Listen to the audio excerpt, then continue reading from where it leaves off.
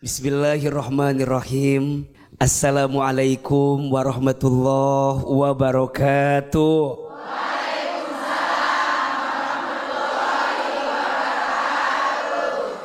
Bunda, ya.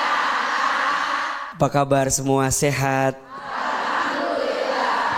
Mudah-mudahan ya Bunda yang ada di masjid ini semoga senantiasa dalam keadaan sehat walafiat. Amin ya rabbal alamin. Bunda, ya.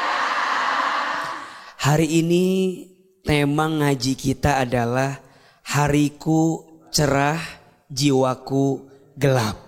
Allah Subhanahu wa taala berfirman di dalam Al-Qur'an surat Al-Hadid ayat 28. A'udzubillahi minasyaitonirrajim. Bismillahirrahmanirrahim. Ya ayyuhalladzina amanu taqullaha wa aminu birasulihi yu'tikum kiflaini min rahmatihi wa yaj'al lakum nuran tamshuna bihi wa yaghfir lakum wallahu ghafurur rahim.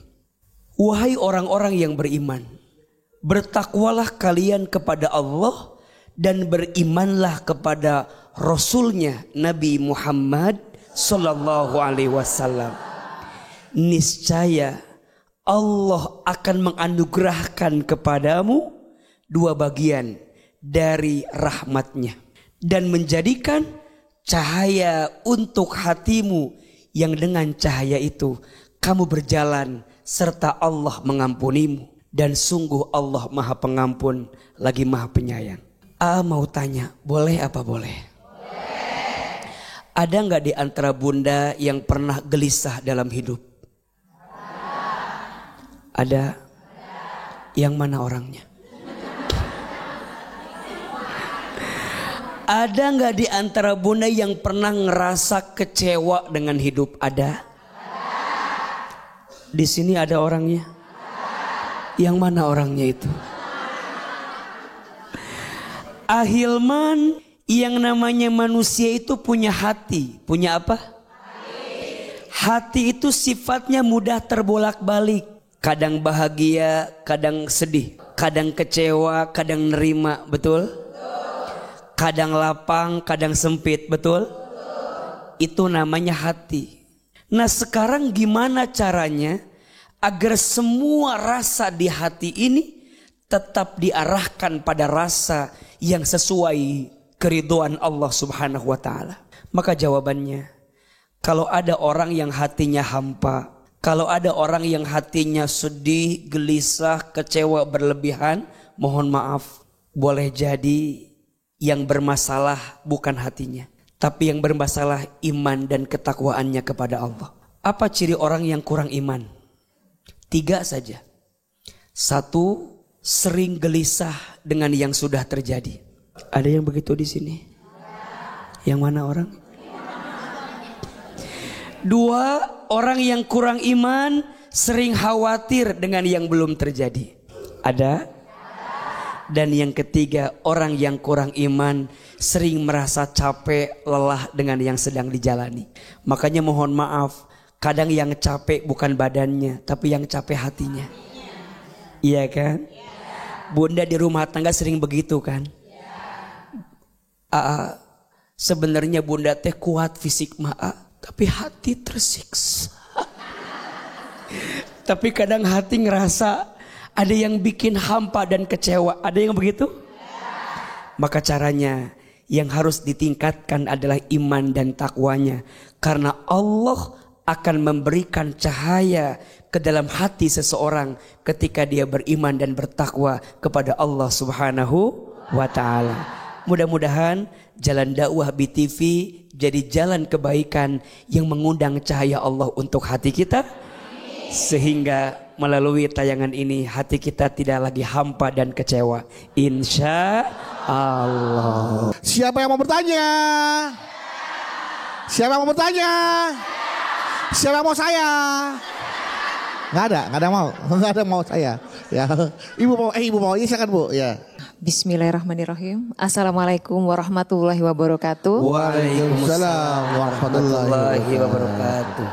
Iya, di sini saya Ibu Ratna Dewi dari Majelis Taklim Ratu Aisyah, Kabupaten Pandeglang, Banten. Masya Allah, Pandeglang, Banten. Tepuk tangan dong.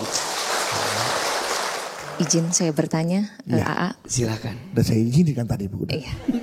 Jadi ini bukan tentang saya, tapi Tentang dia. tentang kerabat saya. Kerabat. Jadi ada gadis yang sudah berusia 26 tahun, kerjanya mapan, kehidupannya layak, orang tuanya juga sudah bekerja, maksudnya orang tuanya bekerja, sudah layak juga. Kegiatan traveling, jalan-jalan, karirnya bagus, tapi sayang sampai saat ini beliau belum mendapatkan jodoh. Kaget saya. Sampai saat ini belum dapat Jodoh. Iya. Kagetnya semua. Iya. Kaget.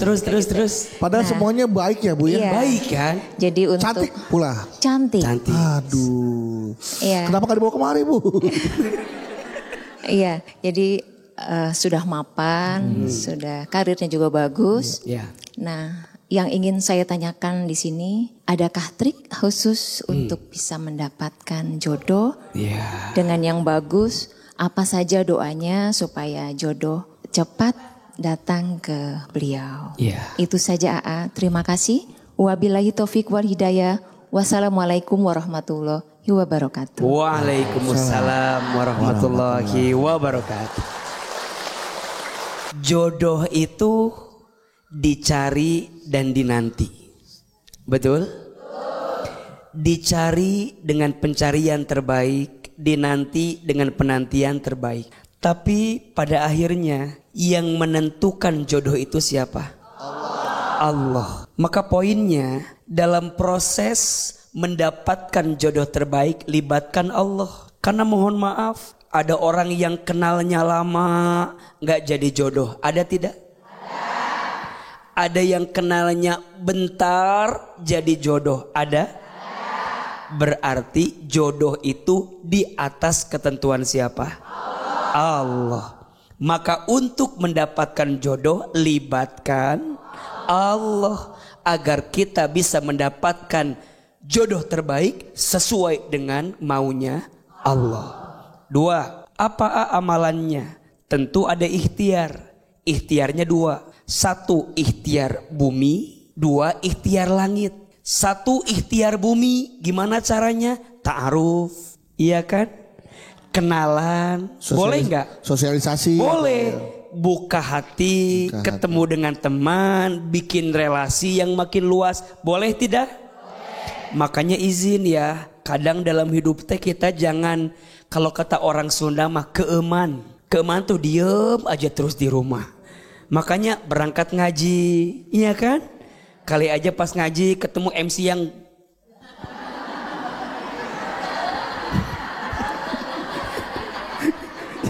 iya kan? Jadi ikhtiar bumi. Sok buka hati, buka diri. Kalau ketemu teman, kamu boleh kenalin aku sama teman kamu. Boleh nggak? Antar orang tua saling mengenalkan. Boleh tidak? Boleh. Ikhtiar bumi. Tapi juga yang tidak kalah penting ikhtiar apa? Langit. Apa A nitip aja 3S aja. S yang pertama sholat. Perbaiki sholat kita, maka Allah perbaiki hidup kita. 2 sedekah. Apa? Sedekah. Boleh pancing rezeki kita dengan apa? Sedekah. Dan yang ketiga silaturahmi. Barang siapa yang ingin dipanjangkan umurnya dan dilapangkan rezekinya, maka sambungkan tali silaturahmi. Percayalah, apalagi mapan, cantik dan seterusnya, hanya mungkin jodohnya bukan gak ada tapi belum datang. Atau biasanya karena masih menargetkan sesuatu yang lebih tinggi, Belum ketemu. milih-milih, Selektif ya. selektif, sehingga dia merasa, atau kan juga laki-laki juga mikir ya Bu ya, ketemu perempuan udah mapan, cantik, kaya, punya segalanya, Takut. Laki-laki takut, minder ya mau pasti kan deketin. minder. Gue siapa? Nggak jadi deh. Iya kan nggak jadi kan? Iya. Kecuali dia lebih tinggi daripada Iya. si cewek yang mau dideketin. cuman kan susah ya. Sekarang nyari laki-laki yang udah mapan, keren, ganteng, kasep, pinter. Ada sih yang udah nikah biasanya. yang ada, gitu. ada. Biasanya kan Ya makanya jangan pernah melihat orang sebelum menikah. Boleh jadi suksesnya itu setelah menikah. Karena biasanya beda istri itu bawa rezekinya masing-masing. Betul? Nah. Iya benar. Karena masing-masing istri itu bawa rezeki. Bukan maksudnya masing-masing istri 2, 3, 4. Bukan. Oh, saya pikir masing-masing istri banyak bawa rezeki berarti pakai banyak istri pakai banyak rezeki. Bukan. Jadi masing-masing kita tergantung pasangan kita masing-masing. Jadi istri each other ya. Yes. Satu sama lain, istri satu sama lain. Beda gitu. ya. Iya. Dan belum tentu dengan yang lain. Makanya percaya aja, an-nikahu miftahu rizki. Nikah itu kunci rezeki. Tepuk tangan dong buat bunda yang bertanya. Oke, selanjutnya penanya berikutnya silakan siapa? Assalamualaikum warahmatullahi wabarakatuh. Waalaikumsalam warahmatullahi wabarakatuh. Nama saya Uni Itah. Saya mewakili dari Majelis Ta'lim Al-Furqan, Curug Tangerang. Iya. Curug Tangerang. Tepuk tangan yang dari Curug Tangerang. Saya mau curhat dong. Boleh ya Bu, Masya Allah. Silakan. Apa yang Uni mau curhatkan? Silakan Uni. Ya, terima kasih Aa. Ini kan tentang rumah tangga ya. Enggak tahu. Kan Uni yang mau tanya, Ama juga enggak tahu. Tadi yang didengar apa Uni? Iya, tentang ini Uni, tentang apa namanya? Iya, jadi hatinya hampa tapi jiwanya cerah. Harinya cerah tapi jiwanya hampa. Gelap gitu jiwanya. Iya, boleh tentang rumah tangga boleh. Rumah tangga boleh. Ya, jadi kan kita punya penghasilan yang lebih mapan lah sama suami kita gitu ya. Kakak kita jadi kurang lah ibaratnya dengan istilah ekonomi gitu kan ya. Terus kita punya anak kita ibaratnya sekolahnya tinggi lah. Kakak kita juga udah nikah, udah punya anak lah. Cuman ibaratnya sekolahnya agak ke bawah lah ya. Jadi sebentar Uni ngomongin suami itu tiba-tiba ada kakaknya nih. Iya, jadi ada dua keluarga. Dua keluarga. Rumah tangga beliau sama rumah tangga kakaknya. Oke, iya. Gitu. Terus Uni, saya pelan-pelan Uni, maaf saya agak lemot soalnya Uni, maaf ya. Terus?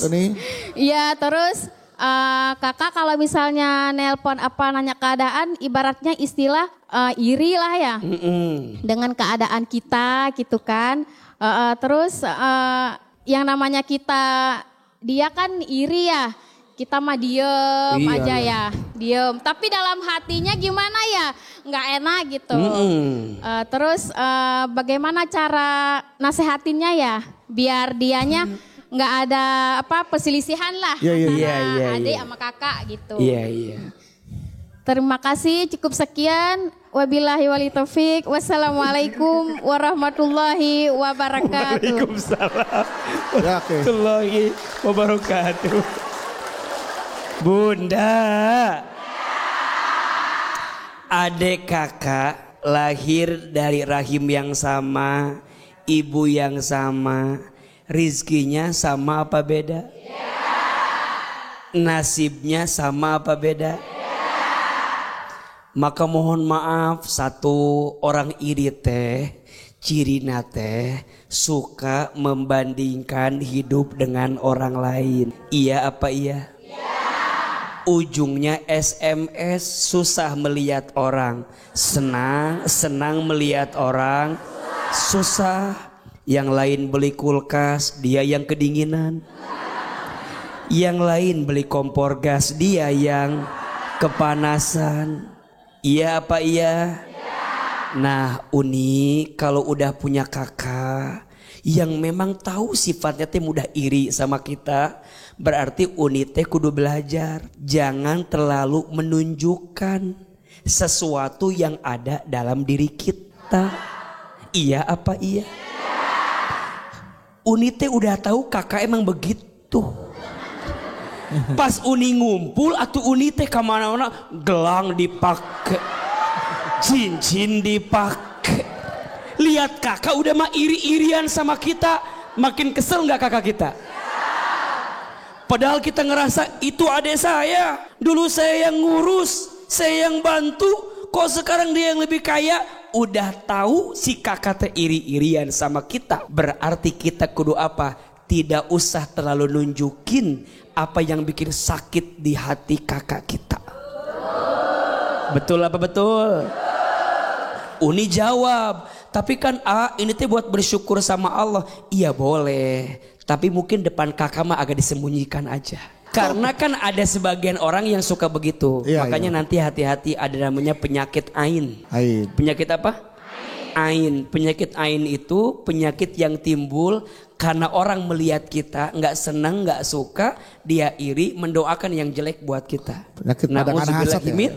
Dari Pandangan hasad ya ayah? iya pandangan hasad. iri. Makanya Uni minta maaf aja ke kakak. Kakak Iya. maafin ya kalau selama ini aku teh terlalu gimana. Insya Allah. Tepuk tangan dong buat Uni, luar biasa.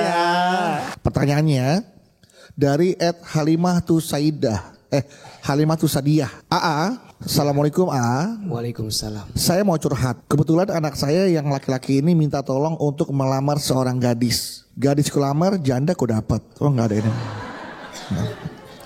Melamar seorang gadis. Dia anaknya ganteng dan pendiam. Nah, perempuan ini umurnya sama dengan anak saya ini. Gak terlalu cakep sih, tapi dari ini satu kantor. Tapi tipikalnya yang banyak ngomong dan belak-belakan Dan saya gak terlalu suka sebenarnya sama mungkin perempuan yang belak-belakan ya. Entah kenapa dia sempat kelepasan cerita kalau si cewek ini suka banget sama anak saya dan pernah ke orang pintar biar anak saya jadi tertarik sama dia. Tapi orang pintarnya bilang kalau gak usah pakai ilmu karena anak saya bisa diusahakan hingga akhirnya dia ngejalin anak saya.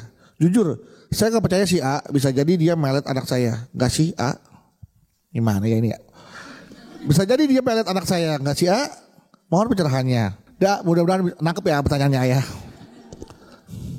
Jadi intinya dia pengen ngelamar anaknya. Nah anaknya itu cowok. Iya. Nah tapi ibunya nih gak suka kalau si ada cewek yang disuka sama anak itu karena belak-belakan. Iya. Pernah bilang katanya pernah kurang pintar memelet anaknya. Oke. Kurang lebih begitulah. Baik. Bunda. Satu, jawab dulu pertanyaannya. Pertama, kita sebagai orang tua memang kita punya kewajiban untuk mengarahkan anak kita dalam menentukan kehidupan yang lebih baik. Betul? Termasuk urusan jodohnya. Sebagai ayah, sebagai ibu, boleh kok kita kasih pendapat buat anak kita, boleh? Kita ngasih arahan, boleh? Ngasih petunjuk, boleh? Karena bagaimanapun setiap orang tua pasti ingin yang terbaik untuk anak, betul? Tapi yang kedua tolong catat, kita juga jadi orang tua jangan egois. Boleh jadi anak kita punya pertimbangan, punya pilihan. Terus gimana kalau anak kita minta dilamarkan dengan perempuan itu dan kita nggak serak, tanya sama anak kita, Dek, Kak, benar mau sama yang itu? Kok kayaknya mama nggak serak sih? Dia nanya, mama nggak seraknya apa? Jelasin, ngobrol, boleh tidak? Harus. Belajar dari Nabi Ibrahim alaihissalam dengan Nabi Ismail alaihissalam. Satu kali dikisahkan baginda Nabi Ibrahim itu mimpi dalam tidurnya untuk menyembelih siapa? Nabi Ismail. Apakah Nabi Ibrahim langsung menyembelih? Tidak. Bertanya kepada Nabi Ismail waktu itu, "Fangzur mada tara?" Bagaimana pendapatmu? Maka Nabi Ismail menjawab, "Ya abati al-ma tu'mar, satajiduni insyaallah minas sabirin." Wahai ayahku, lakukan saja apa yang Allah perintahkan kepadamu, niscaya engkau mendapatkan aku menjadi orang yang sabar. Ada komunikasi antara orang tua dengan anak, betul? Maka bunda biasakan komunikasi, jangan egois, karena boleh jadi anak kita punya pertimbangan. Kalau sudah komunikasi, tinggal nanti tentukan yang terbaik seperti apa. Insya Allah. Lantas kembali kepada tema kita, bagaimana menerangkan jiwa dengan ibadah. Ya, tugas manusia itu selama hidup di dunia tugasnya apa? Ibadah. Allah Subhanahu wa taala berfirman, Quran surat Az-Zariyat ayat 56. A'udzubillahi minasyaitonirrajim. Wa ma khalaqtul jinna wal insa illa liya'budun. Dan tidak aku ciptakan jin dan manusia melainkan untuk beribadah kepada Allah. Maka bunda sayang, siapa yang pengen punya hati tenang? Siapa yang pengen punya hati yang lapang? Siapa yang pengen urusannya lancar? Siapa yang pengen bahagia? Jawabannya, perbaiki ibadah kita kepada Allah. Khususnya ada 2 amal yang Bunda harus perbanyak agar hati ini bisa mendapatkan kebaikan. 1, zikrullah. Apa? Zikir kepada Allah. Karena yang bisa menenangkan hati adalah Allah, maka bagaimana caranya kita bisa tenang? Banyak ingat sama Allah. Ala bizikrillahi tatmainnul qulub. Ingatlah, hanya dengan berzikir kepada Allah hati menjadi tenang. Dan yang kedua, perbanyak amal soleh. Perbanyak apa? Amal soleh. Berbuat baik ke orang, ya. Belajar menyibukkan diri dengan kebaikan. Kalau orang nyakitin kita, maafin. Kalau kita bikin salah sama orang, minta maaf. Hatinya kudu bersih. Jangan iri dengki sama orang. Jangan benci sama orang. Orang yang di hatinya ada kebencian, mohon maaf, gelap hatinya. Betul? Capek. Sok, Bunda benci sama orang, capek gak hati? Orang berbuat baik aja karena Bunda udah benci, bawaannya tetap salah. Betul? Ada yang begitu di sini? Yang mana orangnya itu tuh? Gak senang lihat orang senang, padahal mohon maaf, boleh jadi kalau kita senang sama orang yang senang tuh boleh jadi Allah nularin senangnya dia sama kita. Makanya mohon maaf, yang membuat Bunda sulit mungkin bukan kurang duit, tapi yang bikin hidup kita sulit karena hati yang sempit. Status hari ini. Catat itu. Catat. Yang bikin hidup sulit bukan karena kurang duit, tapi karena hati yang sempit. Mudah-mudahan hati kita bercahaya. Tepuk tangan untuk kita semua. Kalau gitu langsung aja Bunda kasih kesempatan. Siapa mau bertanya? Siapa mau bertanya? Siapa mau saya? Nggak ada Bu ya. Ibu silakan. Ya itu. Silahkan. Assalamualaikum warahmatullahi wabarakatuh. Waalaikumsalam warahmatullahi wabarakatuh. Mohon maaf saya mau bertanya Iya Bunda. Tapi mohon maaf juga kalau pertanyaan saya yang sampaikan ini memang agak kurang baik. Iya. Begini jadi saya melihat orang sudah berangkat haji, sudah umroh bolak-balik, sementara kita mengumpulkan uang sudah sekian lama gitu, tapi tidak sampai-sampai karena kita ini banyak keperluan yang lain, sehingga uang tuh selalu tidak terkumpul. Terkadang saya suka merasa iri lihat orang lain dengan mudahnya bolak-balik ke tanah suci, tapi tanpa usaha yang nampak gitu. Nah akhirnya muncullah rasa iri di diri saya. Kenapa orang bisa seperti itu sedangkan kita tidak bisa, atau saya sendiri tidak bisa seperti mereka. Nah yang saya tanyakan nih, sifat iri saya ini apakah termasuk kategori jiwa yang gelap? Padahal niatan ini kan niatan mau ibadah umroh, tapi kenapa hati kita ini masih tetap, atau hati saya ini masih tetap iri kepada mereka? Ini mohon pencerahannya. Terima kasih. Assalamualaikum warahmatullahi wabarakatuh. Waalaikumsalam warahmatullahi wabarakatuh. Bunda, ada 2 iri yang diperbolehkan. 2 iri yang diperbolehkan. 1, iri kepada seseorang yang diberikan ilmu, yang dengan ilmunya digunakan untuk beramal soleh di hadapan Allah Subhanahu wa ta'ala. Jadi Bunda lihat orang kok rasanya ibadahnya rajin, Masya Allah, sholatnya gak tertinggal, tepat waktu, awal waktu, bisa ngaji, boleh gak iri?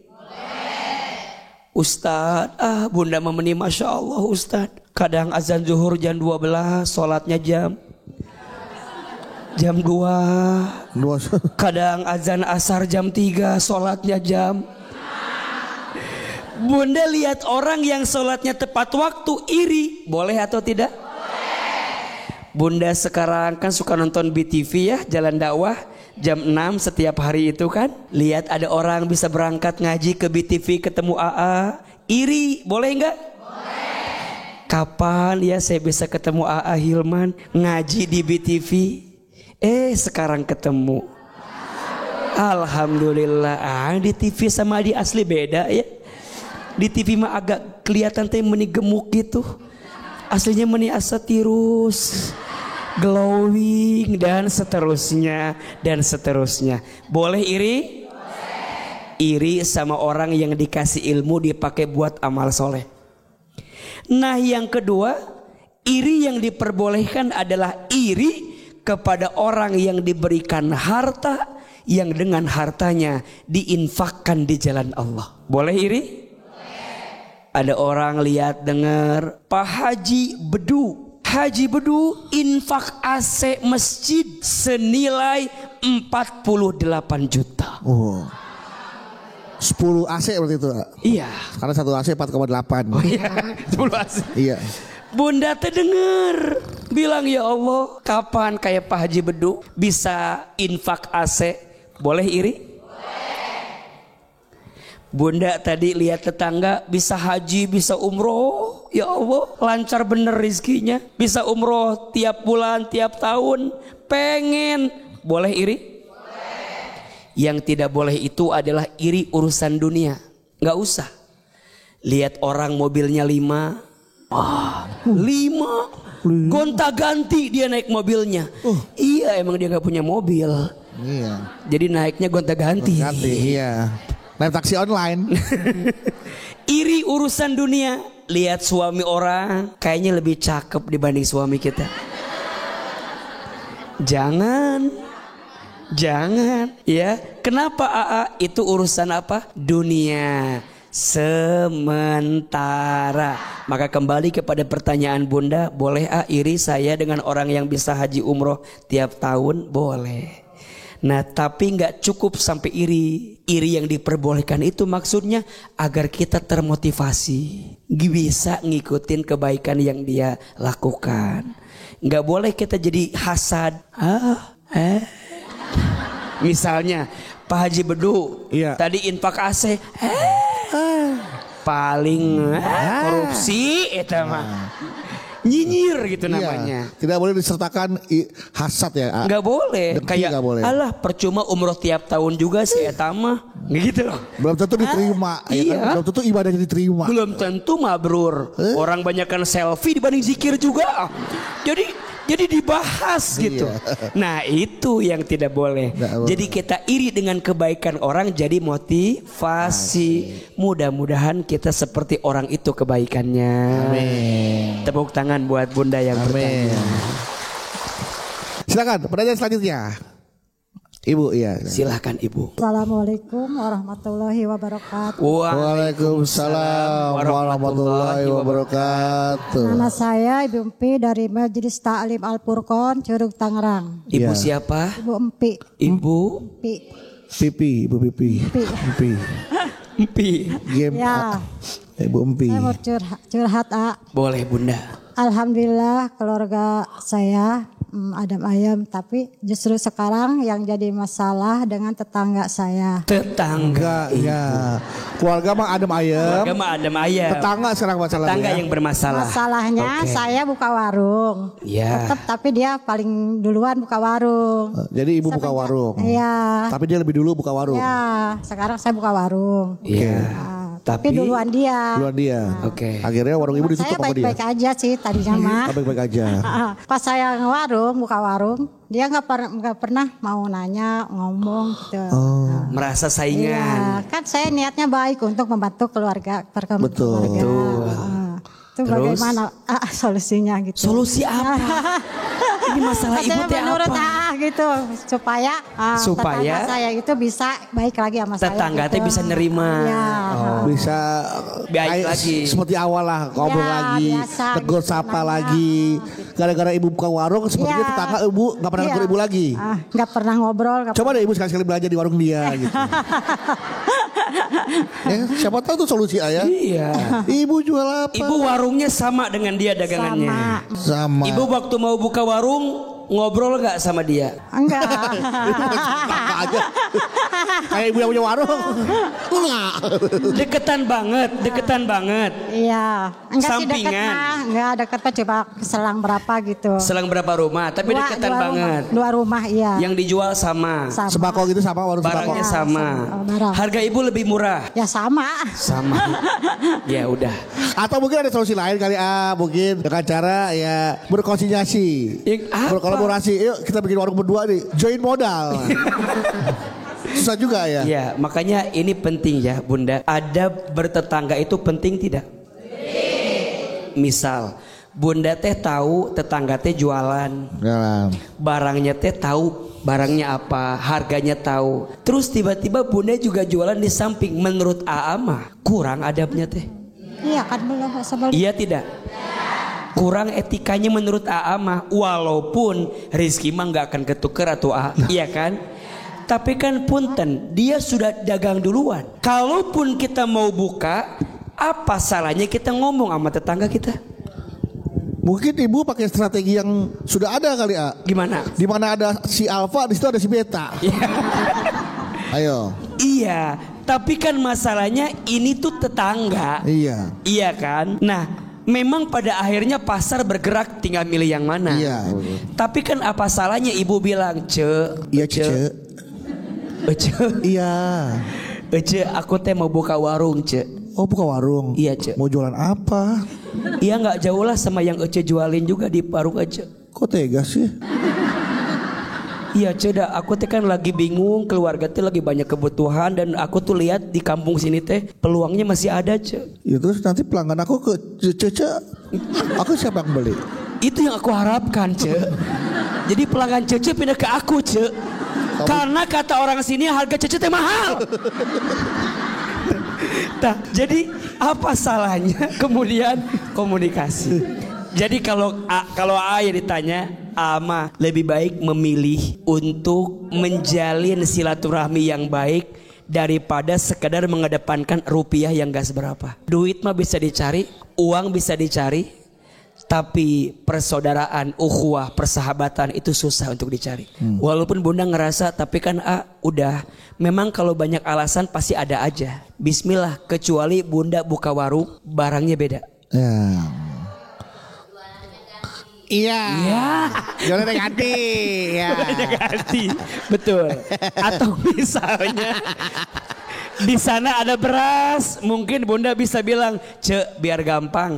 Ece beras sok nggak apa-apa, gula di aku, minyak di aku, iya nggak? Bisa nggak Bunda ngomong begitu? Insya Allah. Beri semangat buat Bunda yang buka warung.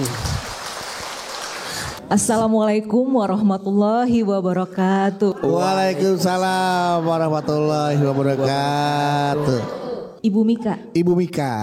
Mewakili ibu-ibu Majelis Taklim Al Amanah Solihah Bandung ya. Iya. Bandung. Ibu Mika, panggilannya Mikail. Mika aja. Oh Mika aja, iya. Mau tanya nih Oh malaikat tuh. Iya, waduh apa ya. Silakan Ibu. Mau tanya nih Iya Bunda. Mungkin pertanyaan saya singkat aja, mengikuti tema yang sampaikan tadi. Baik, sudah paham. Nah, belum Kan singkat aja pertanyaannya. Belum nanya. Belum. Ngasih tau doang singkat, tapi pertanyaannya belum. Iya Bu. Jika kita kesulitan memaafkan kesalahan orang lain, apakah itu termasuk dari ciri-ciri jika jiwa kita itu gelap Padahal kita itu sudah bahagia, tapi sulit untuk memaafkan orang yang pernah menyakit kita. Kalau udah seperti itu bagaimana ya? Mohon pencerahannya. Assalamualaikum warahmatullahi wabarakatuh. Waalaikumsalam warahmatullahi. Bunda, sulit memaafkan orang lain itu di antara ciri jiwa yang gelap. Kenapa Ahilman? Iya, karena sebenarnya memaafkan itu pahalanya luar biasa. Dan yang memerintahkan memaafkan itu siapa? Allah. Jadi ingat ya, kalau semua orang mencintai kita, Kalau semua orang menyenangi kita dan tidak ada yang menyakiti kita, maka dari mana kita mendapatkan pahala memaafkan? Maka saat bunda sulit memaafkan, tanya hati, ada apa dengan hati saya? Kok sulit amat memaafkan itu? Bunda jawab, iya terlalu sakit. Iya kan? Sakitnya tuh masih terasa. Ada di mana? Pasti bunda ada alasan kan, belum bisa memaafkan. Tapi kembali, kalau bunda ingat memaafkan ini perintah Allah, mau atau tidak? Mau. Sama kayak bunda diperintahkan sholat. Sholat tidak? Sholat. Bunda diperintahkan puasa Ramadan, puasa tidak? Puasa. Sama, bunda diperintahkan memaafkan. Kenapa bunda tidak mau memaafkan? Bukankah dua-duanya sama perintah Allah? Mau sampai kapan bunda merawat kebencian di hati? Mau sampai bunda kembali kepada Allah masih ada kebencian di hati kita? Maka wajar orang yang sulit memaafkan bisa masuk kategori jiwa yang gelap. Terus gimana Belajar memaafkan. Bukan karena kita kalah, bukan karena kita menyerah. Justru memaafkan karena kita tahu ini perintah dari siapa? Allah. Dan bunda ingat, ketika bunda memaafkan orang yang nyakitin kita, bunda jangan ngerasa bahwa enakan dia, dia nyakitin saya maafin dia. Enakan dia. Bunda, memaafkan itu urusannya kita sama Allah. Jadi kita maafin orang itu biar urusan kita sama Allah tuh kelar. Biar kita dapat pahala dari siapa? Allah. Dia selama tidak bertobat, dia selama tidak memperbaiki diri, dia selama tidak menjaga dirinya, berbuat baik setelah dia nyakitin kita, mohon maaf, dia masih punya urusan sama Allah. Dan dia masih akan dihisab oleh Allah ketika nanti di hari kiamat. So pertanyaannya, apakah rugi memaafkan? Justru bunda rugi punya kesempatan memaafkan, tapi bunda tidak bisa memaafkan. Padahal orang yang memaafkan itu pahalanya luar biasa. 4. 1, orang yang pandai memaafkan dicintai Allah. 2, orang yang pandai memaafkan diampuni dosa-dosanya oleh Allah. 3, orang yang pandai memaafkan ditenangkan hatinya. Dan 4, orang yang pandai memaafkan diganti dengan kebaikan lebih banyak di hadapan Allah. Mau tidak? Mau. Lembutkan hati, bersihkan hati, belajar memaafkan. Walaupun kadang belum bisa melupakan. Karena beda antara memaafkan dengan melupakan. Mungkin belum bisa lupa, tapi pelan-pelan memaafkan. Insya Allah nanti Allah yang lembutkan hati kita. Mudah-mudahan kita jadi orang yang pandai memaafkan. Tepuk tangan buat bunda yang bertanya. Astaghfirullah Rabbal baroya. Astaghfirullah minal khotoya. Astaghfirullah rabbal baroya. Astaghfirullah minal khotoya. Astaghfirullah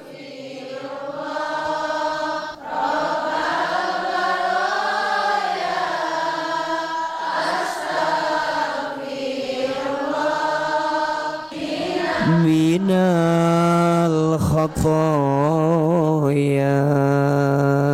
Angkat kedua telapak tangan, tundukkan kepala kita, tutup kedua mata kita. Kita berdoa sebelum kita mengakhiri kebersamaan kita. Mudah-mudahan semua ilmu yang kita dapatkan ilmu yang berkah, ilmu yang bermanfaat, dan setelah ini hidup kita lebih baik daripada sebelumnya. Astaghfirullahalazim, astaghfirullahalazim, astaghfirullahalazim. A'udzubillahi minasyaitonirrajim. Bismillahirrahmanirrahim. Alhamdulillahirabbil alamin. Allahumma shalli ala sayyidina Muhammadin wa ala alihi washabbihi ajmain. Ya Allah, ya Rahman, ya Rahim. Duhai Allah yang Maha Pengasih lagi Maha Penyayang. Ya Allah, sayangilah kami semua dengan rahmat-Mu. Cintailah kami semua dengan kasih sayang-Mu. Ya Allah, Engkau yang menggenggam hati kami, Engkau yang memiliki hati kami, Engkau yang membolak-balikan hati kami. Ya Allah, bersihkan hati kami, lembutkan hati kami. Ya Allah, kami mohon tanamkan di hati kami hati yang penuh syukur dengan nikmat-Mu, hati yang penuh sabar dengan ujian-Mu, hati yang ikhlas beramal kepadamu, hati yang ridho dalam menerima takdir-Mu. Ya Allah, maafkan jika di hati ini ada penyakit hati. Ya Allah, ada sombong, ada ujub, ada takabur, ada riya, ada iri dengki, ada benci. Ya Allah, bersihkan hati kami ya Allah, agar di hati ini tidak ada lagi penyakit hati ya Allah. Ya muqallibal qulub, tsabbit qulubana ala dinik. Duhai Allah yang membolak-balikan hati, tetapkan hati kami di atas jalan agamamu ya Allah. Ya muqallibal qulub, tsabbit qulubana ala ta'atika. Ya Allah yang membolak-balikan hati, tetapkan hati kami dalam ketaatan kepadamu. Allah, Allah, bimbing hati kami agar tenang menghadapi semuanya ya Allah, agar lebih tegar dan kuat melewati semuanya ya Allah. Rabbana zalamna anfusana wa illam taghfir lana wa tarhamna lanakunanna minal khasirin. Rabbana la tuzigh qulubana ba'da idh hadaitana wa hab lana min ladunka rahmah innaka antal wahhab. Rabbana atina fid dunya hasanah wa fil akhirati hasanah wa qina azabannar. Subhana rabbika rabbil izzati amma yasifun wa salamun alal mursalin walhamdulillahi rabbil alamin. Amin ya rabbal alamin.